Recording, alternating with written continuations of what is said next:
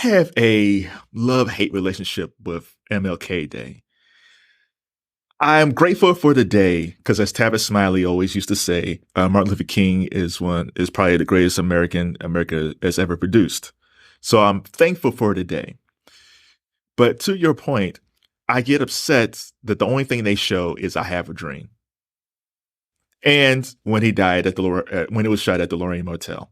Nothing between "I Have a Dream" to the Lorraine Hotel. Nothing prior to that.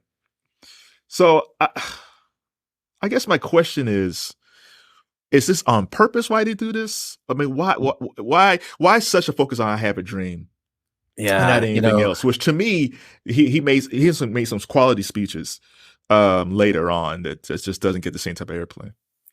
well, even in that speech, "I Have a Dream," the first half of that speech, he talked about police brutality. He talked about income inequality. He talked about reparations. So we don't even quote that part. We only quote the part that is safest, the part that makes us feel comfortable, that makes us feel like it's all about brotherhood and content of our character. And, you said, Kevin, was it on purpose?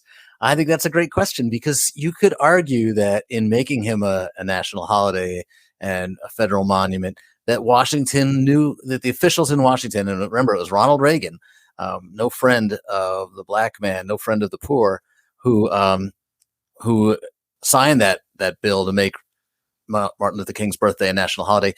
You could argue that they knew what they were doing, that they were taking one of our great radical heroes and making him safe, making him diluting his message, and that's had